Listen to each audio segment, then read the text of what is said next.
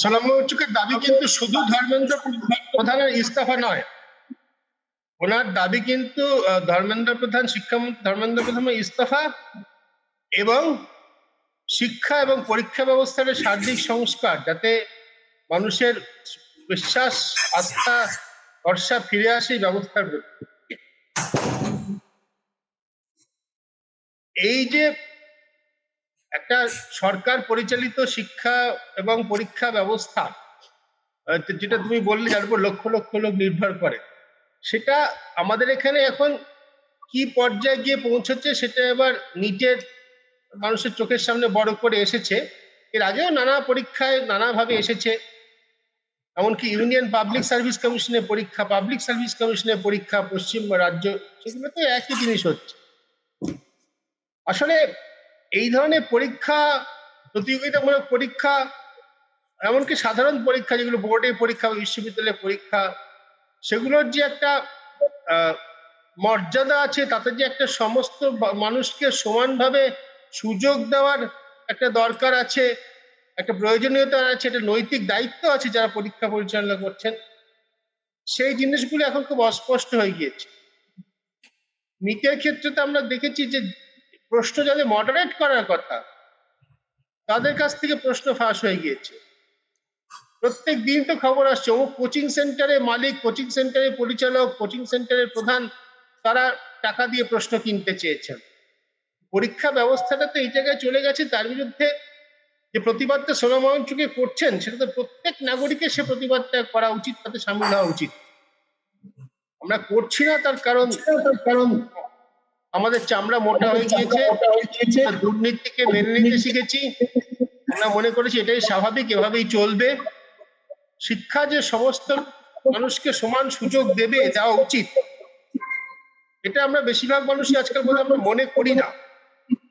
আমরা বোধহয় মনে করি যে যার পয়সা আছে সে কোনোভাবে একটা শিক্ষার সুযোগ ঠিক জোগাড় করে নেবে। ইঞ্জিনিয়ারিং কলেজ, মেডিকেল কলেজ, যেগুলোতে লোকে মনে করে যে পড়াশোনা করলে, যেগুলো ভর্তি হতে পারলে একটা ভালো জীবনের জীবিকার সম্ভাবনা আছে, সেগুলোতে কোনোভাবে টাকা পয়সা দিয়ে কেউ না কেউ ভর্তি, কিছু না কিছু মানুষ ভর্তির সুযোগ পেয়ে যাবে, এবং সেই সুযোগ পাওয়াটাই সেই লক্ষ্যটাই হয়ে যাচ্ছে আসল। তার বিরুদ্ধে প্রতিবাদটা করছেন, এতে সকলেরই সামিল হওয়া উচিত। আমি দুটো কথা ছোট্ট করে বলে শেষ করব। তুমি শুরুতে বললে আন্না হাজারের সঙ্গে তুলনা, অবশ্যই অনেকে তুলনা করছেন, সেটা নিয়ে বিস্তারিত আমি বলবো। আজ 2011 সালে আমি সেটা একদম দিল্লি যন্তর মন্ত্রের থেকে কাভার করেছিলাম, দিনের পর দিন ভালো করে। সেটার সঙ্গে এবারে একটা তফাৎ আমরা লক্ষ্য করছি, অনেক রকম তফাৎ লক্ষ্য করছি। তার মধ্যে একটা বড় তফাৎ হচ্ছে যে সেবার যে স্বতঃস্ফূর্ততা ছিল সাধারণ মানুষের মধ্যে সমাবেশ স্থলে উপস্থিত হয়ে দুর্নীতির বিরুদ্ধে লড়াইয়ে সামিল হওয়ার, এবার সেটা অনেকটাই কম, নেই বলবো না, অনেকটা কম। এবং সেবার যেভাবে পরে যারা গিয়েছিল, পিছন থেকে প্রচ্ছন্নভাবে রাজনৈতিক দল, সংগঠিত রাজনৈতিক শক্তি সাহায্য করছিল আন্না হাজারের আন্দোলনকে, কংগ্রেস সরকারকে, কংগ্রেসের নেতৃত্বাধীন ইউপিএ সরকারকে ফেলে দেওয়ার জন্য, এবার সেভাবে কোনো রাজনৈতিক দল এখনো পর্যন্ত এর পিছনে এসে দাঁড়ায়নি।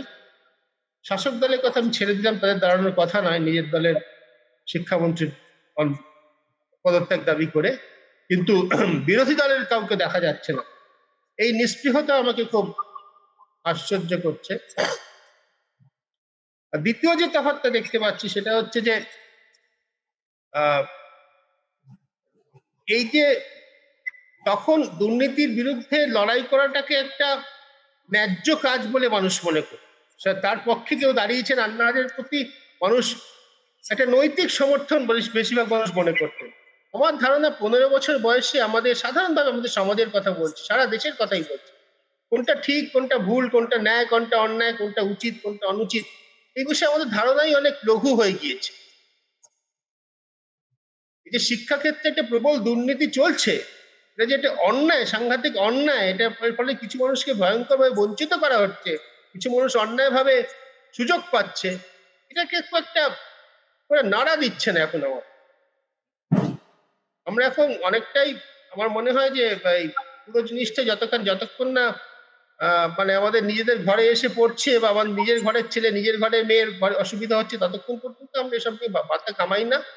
এবং একটা সার্বিক সুষ্ঠু সঠিক ঠিকঠাক ব্যবস্থা, ন্যায্য ব্যবস্থার বদলে আমরা আমার নিজেকে কোনোভাবে, নিজের ছেলে মেয়েকে, নিজের পরিবারের কাউকে কোনোভাবে একটু ঢুকিয়ে ঢুকিয়ে কিভাবে কি দেওয়া যায়, তাতে আমরা বেশি আগ্রহী। আমি একটা কথা বলে শেষ করবো, একজন মানুষ 18 দিন ধরে অনশন করছে, 18 দিন তো বোধহয় আজকে হয়ে গেছে, বেশি হয়ে গেছে, এতদিন ধরে তিনি অনশন করছেন, এবং এটা কিন্তু সত্যিকারের অনশন, হ্যাঁ, মানে এটা এর ফলে তার ওজন কমছে, তার শরীর খারাপ হচ্ছে, শরীরে যে সমস্ত লক্ষণ দেখা যাওয়ার কথা, সত্যিকারের অনশন করলে, মানুষ না খেয়ে থাকলে শারীরিক তো কিছুটা পরিবর্তন হবে, এগুলো সকলের ক্ষেত্রে দেখা যায়নি অতীতে, এক্ষেত্রে সেটা দেখা যাচ্ছে, এবং সত্যি সত্যি অনশন করছে। একজন মানুষ একটা তার নিজের কোনো স্বার্থের জন্য নয়, বহু মানুষের উপকারের জন্য নিজে না খেয়ে রয়েছেন, এটার একটা নৈতিক প্রভাব আমাদের দেশে গত 110 বছর ধরে অন্তত পড়েছে। আমি মহাত্মা গান্ধী বোধহয় তিনি সব মিলিয়ে সারা জীবনে 17টা কটা অনশন আন্দোলন করছেন, ভুল হতে পারে, আমি একেবারেই না দেখে করছি। একটা নৈতিক প্রভাবটা তো সাংঘাতিক ছিল। একটু দর্শকদের এটা স্মরণ করে দিই যে মহাত্মা গান্ধীর জীবনের শেষ অনশনটা কি নিয়েছিল, আমাদের অনেকেরই কিন্তু ভুলে গেছি। তখন কিন্তু দেশভাগ হয়ে গিয়েছে, দেশভাগ তিনি মানেননি। তার জীবনের শেষ অনশনটা ছিল এই জন্য, ভারত এবং পাকিস্তানের যৌথ ট্রেজারি ছিল, মানে অবিভক্ত ভারতের, ব্রিটিশ ভারতের, সেই ট্রেজারির টাকার যে অংশটা পাকিস্তানে পাও না, সেটা নেহরু এবং প্যাটেল তার দুই শীর্ষ মিলে ঠিক করেছেন পাকিস্তানকে দেবেন না, কথাটা টাল বাহানা করছেন দেওয়ার জন্য। দুই দেশ ভাগ হয়ে গিয়েছে, মুসলিম লীগ আলাদা পাকিস্তান আদায় করে নিয়েছে, কিন্তু পাকিস্তানকে যাতে তাদের ন্যায্য প্রাপ্যটা দেওয়া হয়, সেই জন্য ভারতে বসে মহাত্মা গান্ধী অনশন আন্দোলন করছেন, অনশন করেছেন, যেটা জীবনের শেষ অনশন। অবশ্য কাজ হয়েছিল, অবশ্য ভারত সরকার টাকাটা দিয়ে দিয়েছিল, ট্রেজারিটা ভাগ হয়ে গেছিল। কিন্তু এই ধরনের কাজের মানে কারণে একজন মানুষ যদি না খেয়ে থাকেন, অন্য মানুষের তার নৈতিক কষ্ট হতো। এই নৈতিক কষ্ট ব্যাপারটা আমার ধারণা পুরোপুরি হারিয়ে গেছে।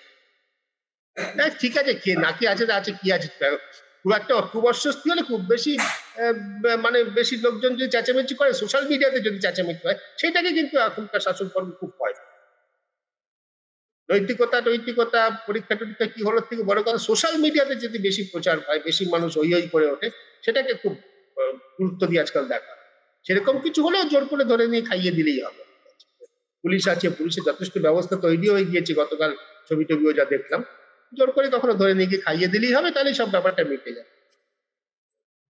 মোরাল রেসপন্সিবিলিটি, নৈতিক দায়, নৈতিক বোঝা, এগুলো আমরা সম্পূর্ণ ভুলে গিয়েছি, এবং আমার মনে হয় সেই জন্যই এটা অদ্ভুত নিষ্পৃহতা সারা দেশে।